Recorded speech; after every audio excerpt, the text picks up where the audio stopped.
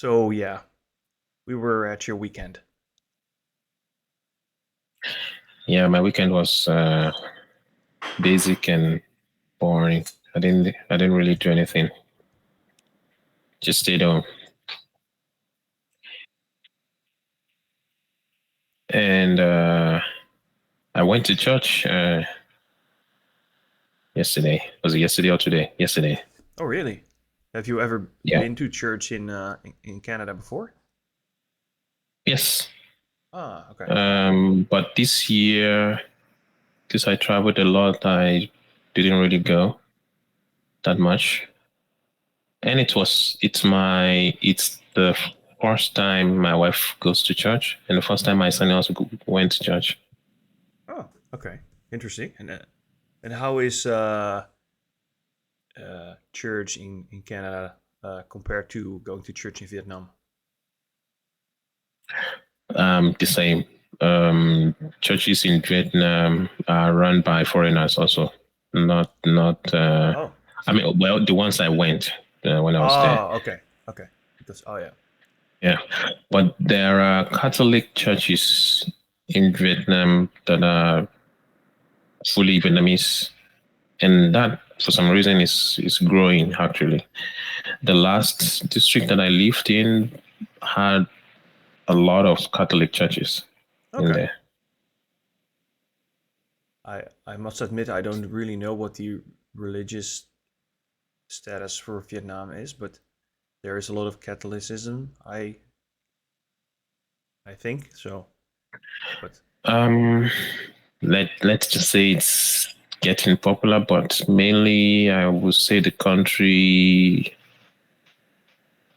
my generation, uh, are not religious. I mean, in Vietnam, Vietnamese yeah. guys, Okay. they are not religious. Their parents are more religious, but they are Buddhist, right? They go Okay. to Yeah. pagoda, and my generation only go to the pagoda at the end of the year and the beginning of the new year. Oh, So once a year.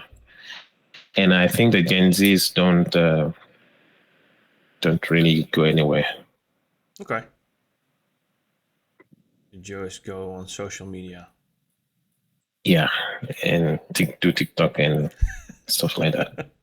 They're all just on TikTok, right? Okay. Well, interesting. I must say I haven't been to a church for a very long time.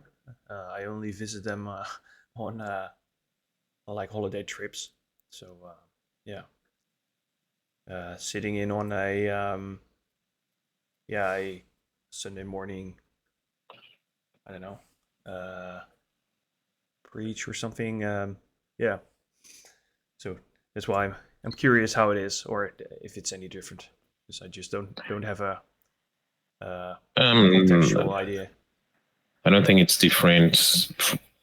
Western churches are kind of the same everywhere, Yeah. Yeah. but if you really want to see a difference, it will be between African churches and Western churches. Ah. Totally different. Yeah. Yeah. I've seen that on television, but I can imagine that it's in reality it's also very different.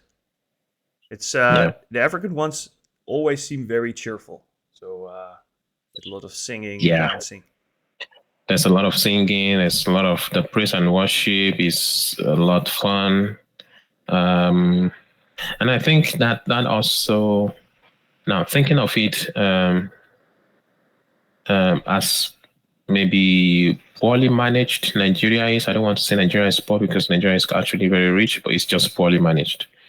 As poorly managed as Nigeria is, there should be an extensive or increased amount of depression in the country, Oh, but it's actually very low. And I think it's low because of religion. all right. People are very religious and they go to church every Sunday. They meet new people. They make, I mean, for example, my wife has been here for two months, right? And it's her first time going to a church. And we've been going out uh, once in a while for some times, but going to church was the first time she actually met a lot of people that they can talk to each other, not just Okay. being in a crowd and still being lonely, right? And if you're new at the church, the people come to you and talk to you and ask how you're doing and want to get to know you more and everything like that.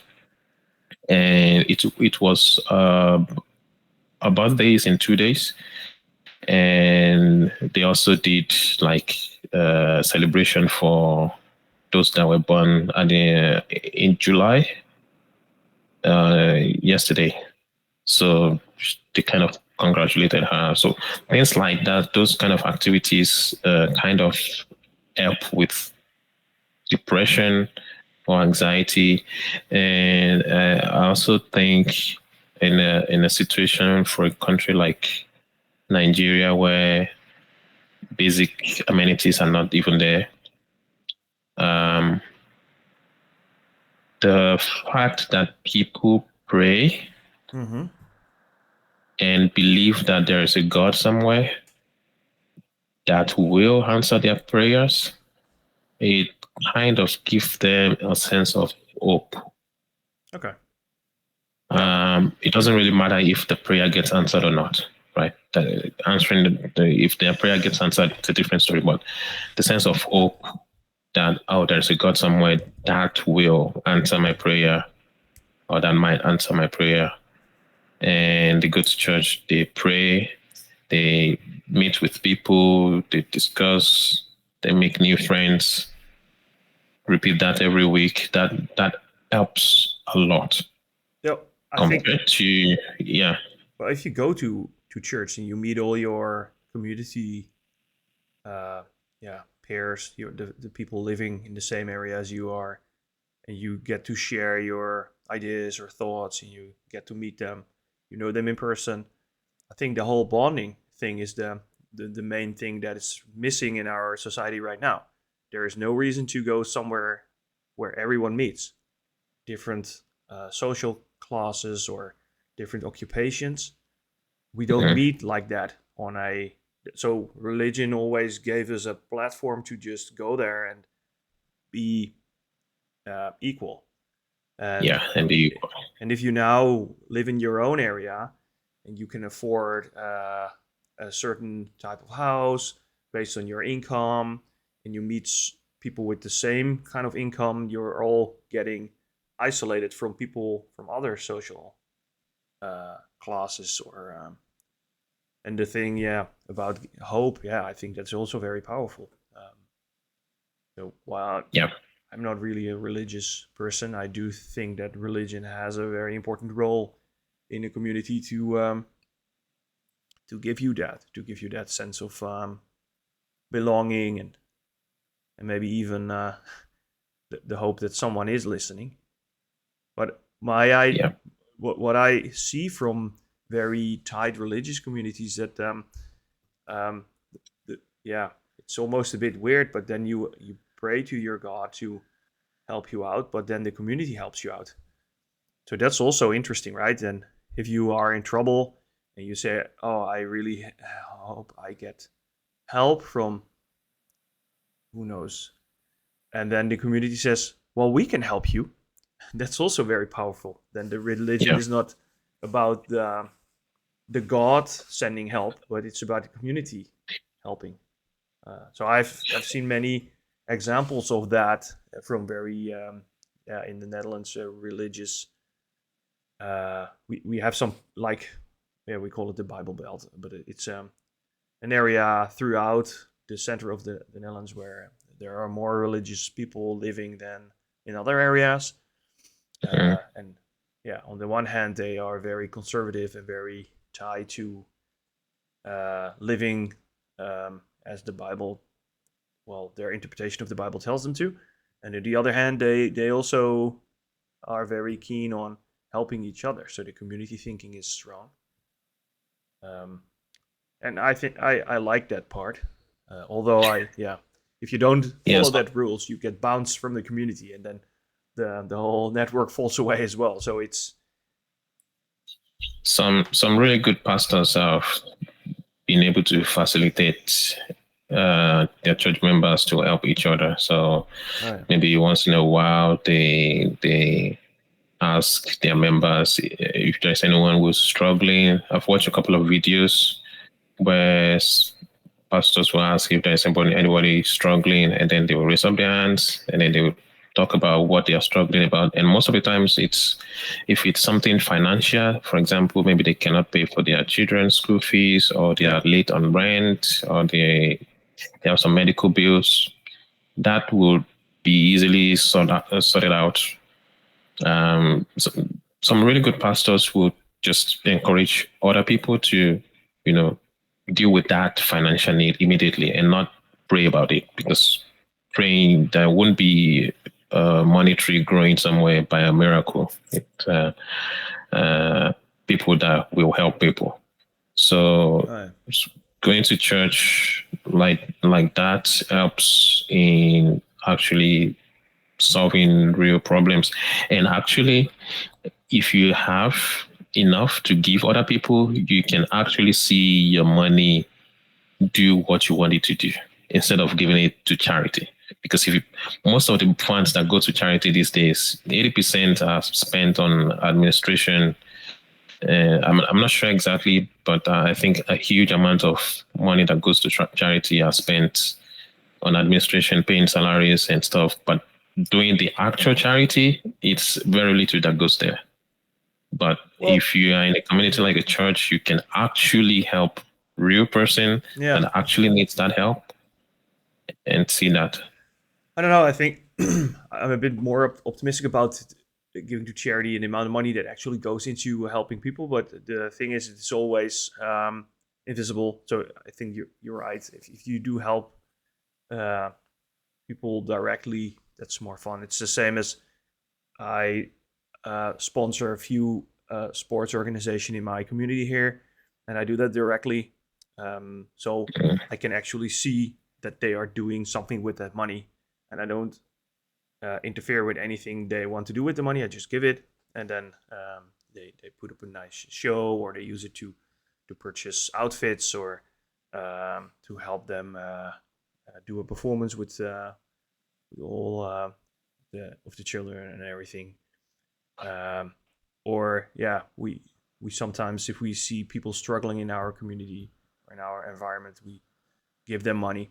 We've done that on several occasions, and we just figure that we can miss something, and we just give it to them.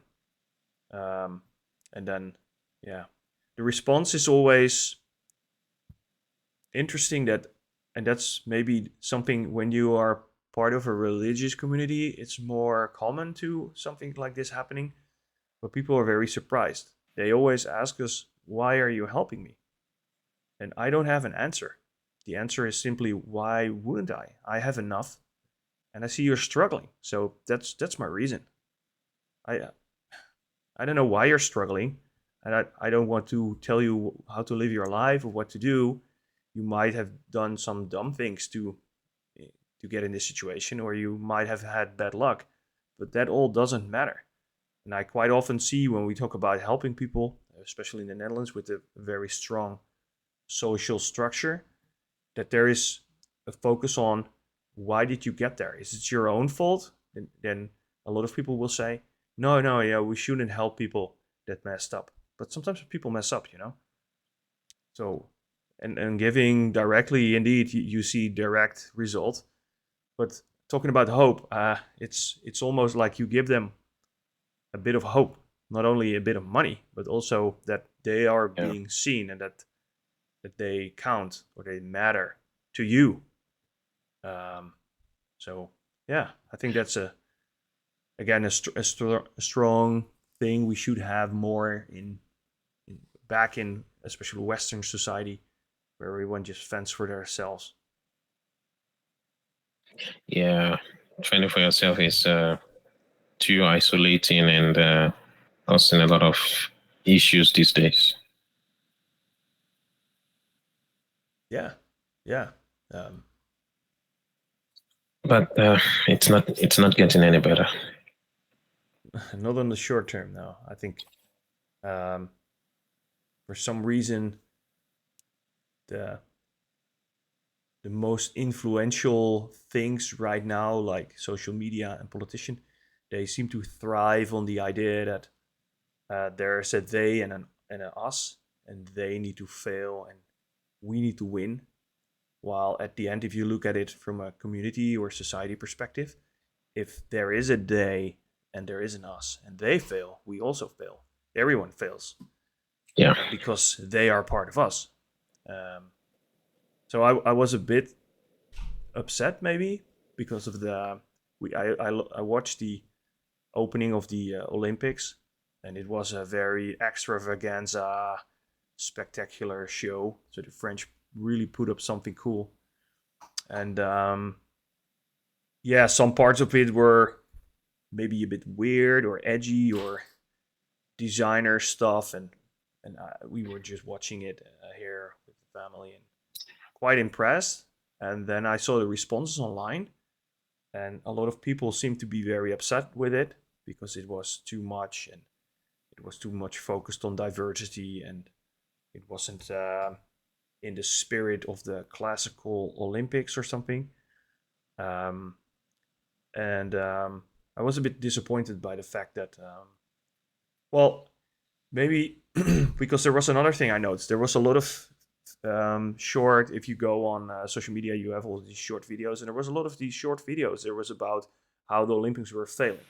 So then there's a short clip like, oh, they told us all the tourists would come, and then they show empty streets. And then I saw that footage, and I saw those empty streets, but the empty streets were very sunny and dry. While we know it rained and rained and rained, so everything was wet for the last few days. So these movie clips weren't from the actual Olympics; they were fabricated and they were shared. I tried to figure out what kind of accounts were behind it, but they were all very generic, very random accounts that seem okay-ish with followers and following people and some random profile pictures or pictures about some people or family. And yeah, with me knowing that a lot of these accounts are fabricated and this video footage was being dumped online from several accounts, yeah, there is someone behind, or yeah, something behind this publishing it, trying to discredit the Olympics. Yeah, nowadays everything online seems people do things for likes. They would do go to whatever extent to get more views and more clicks and more likes, and which includes spreading fake information, even if the intent is good, but the means is not really good. So I haven't watched any video of the Olympics, but I saw a few updates online, and yeah, they were mostly focusing on spiritual or religious aspects of it, and it's they say it's demonic and everything, which I have no idea.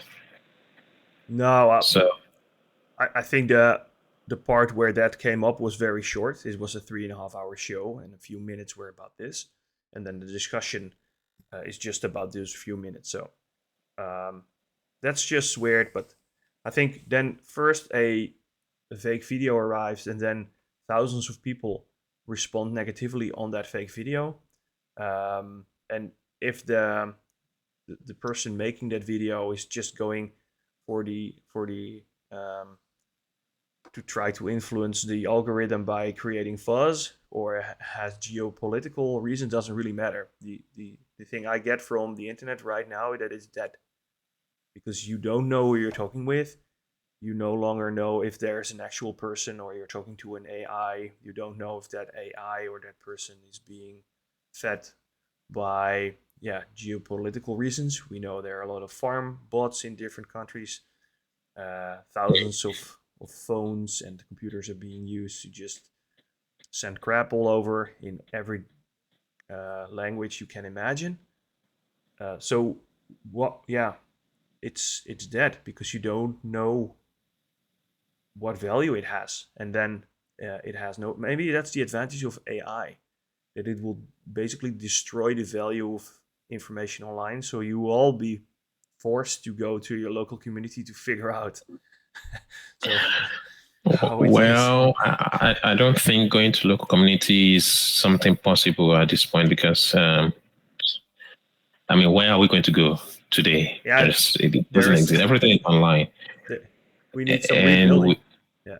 with AI going crazy every day, every video you see is probably fake. We can't, and the AI content, either video or written or whatever today, is the worst version we will ever see. Right? It will get better every day. In the next 1 or 2 years, it's going No, to be that's ridiculously. yeah. That's what I say. Yeah. I mean, we will see our videos online and we will be thinking, when did I ever do this? I was never here. So, No, so the trust level we have in the internet and information you find on the internet and people you talk or you think you talk to on the internet will rapidly decline because you will slowly learn that everything that happens there is probably fake.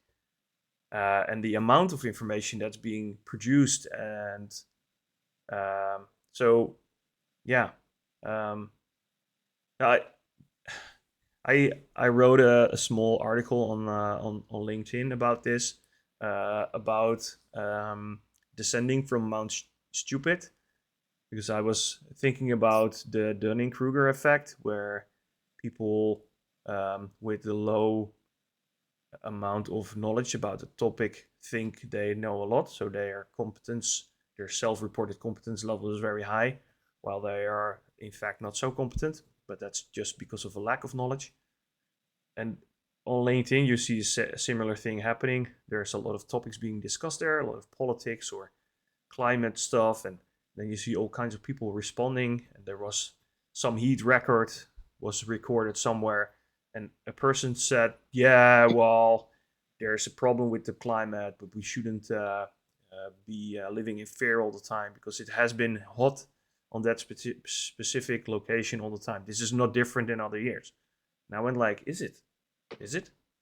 So I started to collect some data on temperature for the last like 100 years, where and I found them, and I looked at them, and the article was right. The last 10 years were hotter than the previous 100 years, a lot hotter actually. But this person just states it's not because he says it's not. So and he got a lot of likes, and a lot of people went like, yeah, we shouldn't live in fear. No, it's there and the word fear porn was used, and I went like, but that's just stupid because you're not right. You didn't take any consideration in your opinion. You just state your opinion as a fact, and people are supporting your factless opinion as a fact and say you're right while using a false narrative. And I think that's the unhinged thing about actual people communicating online. We're not humble enough to say, well, I question this because I don't think it was ever not so hot in this specific location, but let me find it out. And then this person, if they looked at all the temperature data up like I did, you would probably see the same thing and then say, well, it is indeed hotter. That's weird. But people don't, they just have an opinion. Yeah, they have an opinion. They don't want to fact check it. No. And if you call them on it, they call you a sort of names. Yeah, or they ignore you. I mean, I did call them out. I just said, listen, you're wrong. I found the data here. It says the last 10 years was hotter than the previous 100 years. So that makes the statement right. It's very hot there. And it's even hotter the last decade than it was before. And apparently there's in the last decade, you see even an increase in becoming even more hot. So for that specific location, it's actually true. And they got no response. But the thing is that a lot of people are just sitting there, as the Dunning-Kruger effect states, on Mount Stupid, because you think you know, but you actually don't know. And I'd like people to descend from Mount Stupid, because the second phase of being there is that you come to the realization you know nothing, and you'll have to open up for the fact that you have to learn a lot about climate, for example, or about whatever topic is at hand. And to be honest, what kind of topic are we really experts in? You can't be expert in all these topics. So relying on experts is very important because they do know a lot about the topic.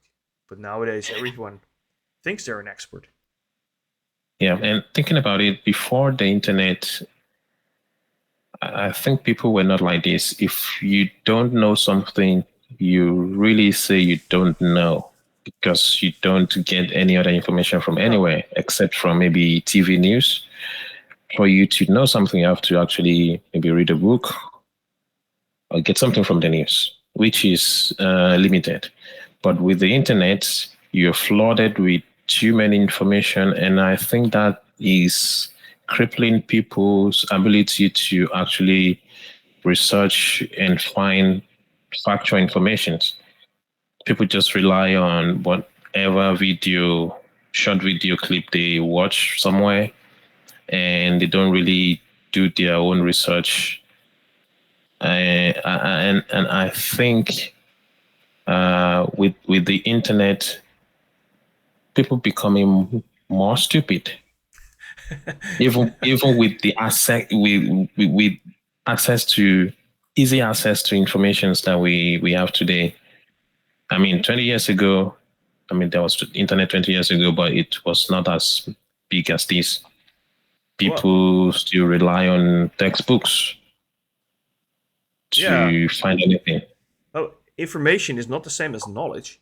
So there's a big leap between those two. So knowing chunks of information doesn't mean you will be able to understand any of it.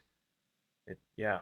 So that's a challenge where if you're not able to distinguish those two by understanding what the information actually means, where it came from, and how to value it, and how to use it to draw any conclusions.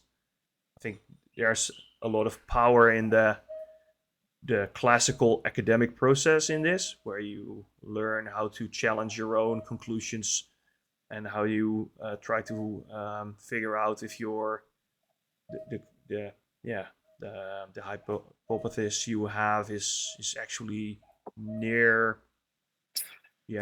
anything good. But that critical thinking, that's also completely gone. People just Yeah, it's seem gone. to we we have a natural tendency to look at the things that feed into our beliefs, our the well-known selection bias. So and I think the way algorithms work is they kind of uh, are a selection bias tool. So they keep feeding you the things that fit your narrative. So I think a lot of people with a very outspoken uh, opinion feel like a lot of people think like them because they are fed that information all the time and only that information. So everyone thinks they're the majority. Yeah, exactly. That's true. So that's about the Olympics, for example. There were people online saying that everyone hated it. While I don't really think that's true, but Yeah, I was because just watching a video of a guy reviewing the Meta's Ray-Ban oh yeah, AI glasses, and he said he made a survey on his channel to review something about the glasses. I okay, don't remember what the question was, but he gave them three options, and the majority voted for the top option. And he first concluded that the majority was following this, and then he realized, wait a minute, most people that are following me believe in what I believe in. So that's why they chose that option, because I actually chose that option as well. So from that kind of research, that can give you a wrong data, because you think majority is following that, but that is majority of the audience you pushed that survey to are going yeah. to use that. Well, at least this person realized that Yeah. it has a selection of followers that are more prone to have the same ideas as he has. So Yeah. that's good. But if you don't think that it's I mean, we've seen it with online surveys a lot, where well, if you look at politicians, they always ask online about certain things, and then they produce um, really strange, like they go out to the press and say, well, see, 78% of people agrees with us, so we must have a landslide while we vote. But they just ask their own followers. Well, Yeah, exactly. 78% might even be a little bit low then, because you would expect 100% of your followers to agree with you. But yeah. Why do I need to go? Oh yeah. Okay. Well, thanks. See you next week. Yeah, see you.